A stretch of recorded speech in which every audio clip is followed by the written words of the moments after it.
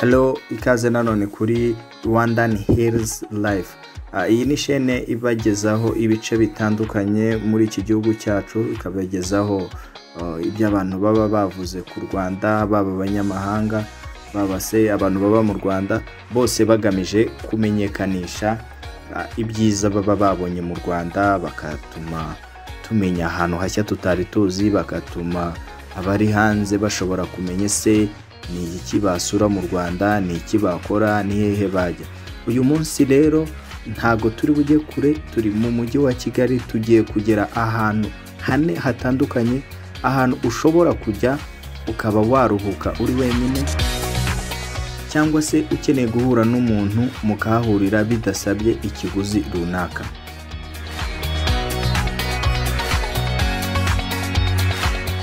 Reka duhere ku mwanya wa kane. Ku mwanya wa kane tuhasanga downtown bus parking, cyangwa se muri gare abantu bategeramo imodoka iri i Nyarugenge, abenshi bahazi nka downtown. Aha ni ahantu haboneka imodoka zigana mu byerekezo byose byo mu mujyi wa Kigali. Hubatse inzu ntoya abagenzi bicaramo igihe bategereje bisi zibajyana mu bice bitandukanye baba baganamo. Izo nzu zikaba ari nyinshi kuko buri cyerekezo cyagenewe inzu. Ibyo binatuma hari n'abantu usanga bicaye muri izo nzu yewe nta na gahunda bafite yo gutega bisi, ahubwo bategereje abantu bagiye kuhahurira nabo. Ikindi cyiza cyaha downtown nuko niba igihe kiri kugucika wasaba uwo muri kuganira ko mwakwicara ku kazu k'abagenzi kari hafi y'icyerekezo ashaka kuganamo. Bityo igihe icyo ari cyo cyose, igihe bisi ije cyangwa se igihe mumaze kuganira, akaba yahita yinjira muri bisi imucyura mu cyerekezo runaka bidasabye gufata urundi rugendo ajya gutega bisi.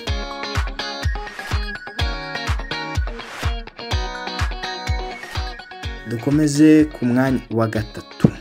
Ku mwanya wa gatatu, aka ni agace gakunze kuryoshya amafoto.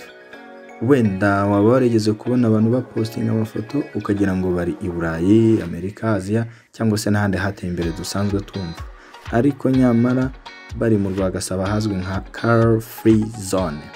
Aka gace gaherereye muri Nyarugenge nako.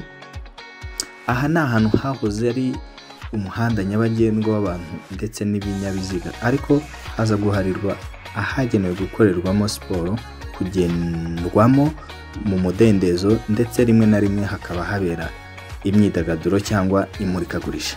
Aha hafite umwihariko waho kuko ni kamwe mu duce turangwamo umutuzo ku buryo ushobora no kwicara ugasoma igitabo yewe ukiyongeza n'ikindi. Ibi bituruka ku kuba hakikijwe n'inyubako ndende impande zose. Ahantu harakunzwe kuko usanga mu masaha y'ikiruhuko hari abahaza ngo babone ubwisanzure bwo kuvugira kuri telefone, cyangwa se bakanahanyura ngo barambure amaguru nta muntu uri kubabyiga cyangwa se kuba kandagira.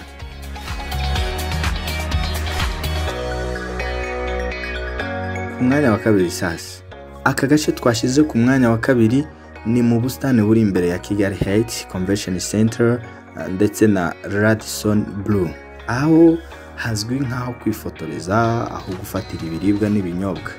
Aha kubera ubwiza butatse amabengeza buharangwa, uhageze wese afite smartphone ahita yumva ko agomba kwifotoza, ndetse hari na benshi baza kwifotoreza mu gihe cy'ubukwe bwabo.